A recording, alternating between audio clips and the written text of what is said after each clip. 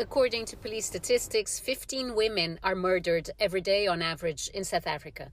Yet thousands of others are scared by rape and abuse, which can have massive emotional, physical, and even financial consequences.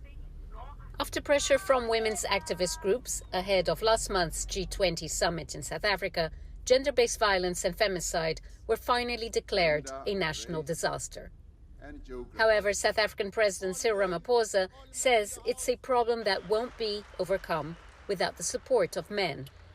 Every day across this beautiful country of ours, the safety and dignity of women and children is being undermined by the actions of violent men.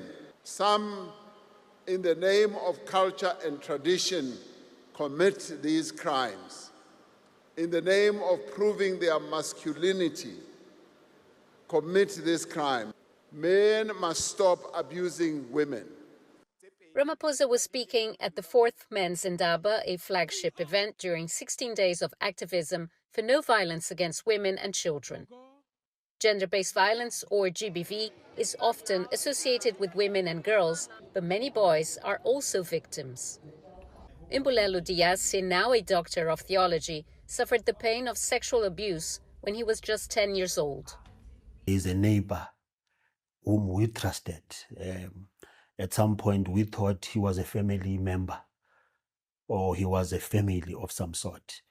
And he would come weekends and we trusted him. And then he took an advantage of the two boys that were there, especially myself. The abuse affected Diasi's mental and physical health for years. Initially afraid to speak out, he eventually generated the courage and even documented his ordeal in a book called Dignity in the Darkness. It was very, very painful. As a result, the whole thing affected my mental health because I'm living with so many diseases, and all those things that I was even struggling to manage some conditions because the whole exercise started to affect me mentally.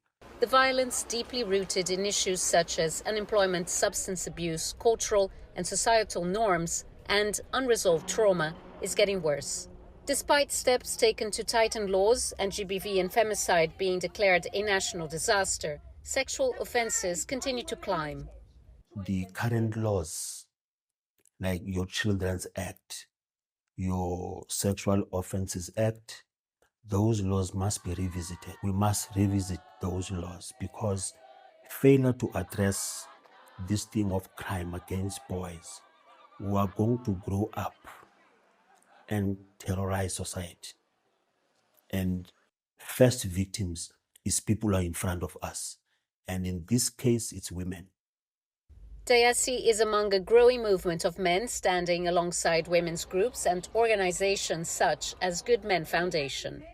Over the past few weeks, marches and protests have been carried out across South Africa to highlight the painful plight of women. We need to have conversations around how can we, as leaders, create an enabling environment for women to thrive and for women to lead and not be subject to oppression because they are simply women. We are not seeing much convictions. We are not seeing much arrests of perpetrators. And even if they get arrested, you get some of the victims dropping the cases. Gender-based violence has reached crisis proportions in South Africa, where women and children are raped and murdered every day. There is hope that with more men joining the fight, progress can finally be made to reduce the horrific statistics and make the country safer. Julie Shire, CGTN, Cape Town.